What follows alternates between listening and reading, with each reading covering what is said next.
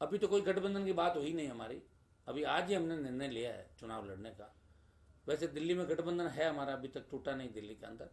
और इसके अंदर एक प्रयोग के तौर पे हम देखेंगे कि आरएलपी को शहरों में लोग कितना पसंद करते हैं। मैं ये नहीं कह रहा हूँ कि सारे के सारे बोर्ड हमारे बन जाएंगे, लेकिन अगर उम्मीद बच्चों की वो लड़ना चाहते हैं तो उनके लिए चुनाव का आह्वान हमने किया कि आरएलपी उम्मीदवार उतारेगी।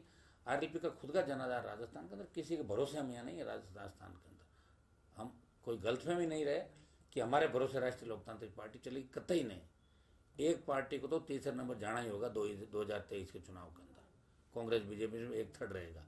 आरएलपी 23 के अंदर मजबूती से राजस्थान में विधानसभा का चुनाव लड़ेगी और आगे जो निकाय और पंचायतों के चुनाव होगा उनको भी मजबूती से लड़ा जाएगा।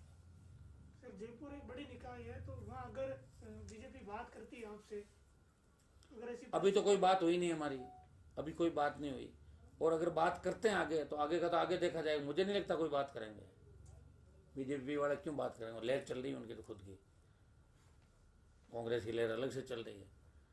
तो हमारे छोटे दलों से कौन बात करेगा? लेकिन हम हमारी प्रेजेंस शहरों में भी दिखाएंगे। 30 अक्टूबर और 29 अक्टूबर और 1 नवंबर को जो राजस्थान के अंदर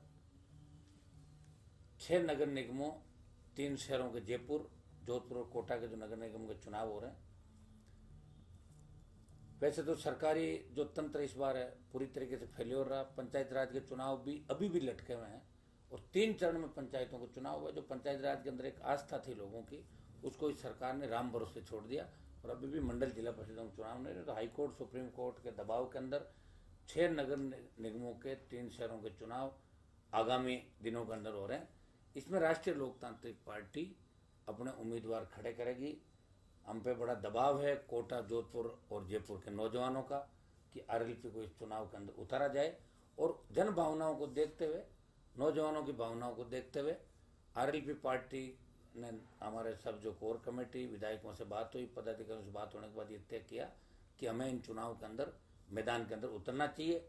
और आज मैं इस बात की घोषणा करता हूँ कि आरएलपी आगामी जो तीनों शहरों के अंदर जयपुर, जोधपुर और कोटा में जो चुनाव है 6 निगमों के, ये मजबूती से अपने बलबूते पे चुनाव लड़ेगी।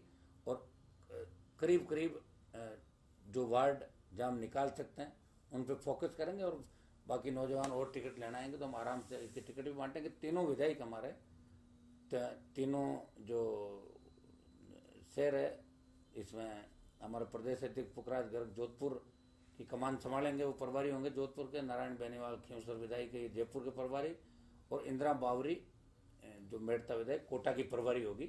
और ये फिर अपने 6 प्रभारियों की और जो पार्टी के पदाधिकारी है वो 2-2, 3-3, 4-4 की संख्या में इनका सहयोग करेंगे।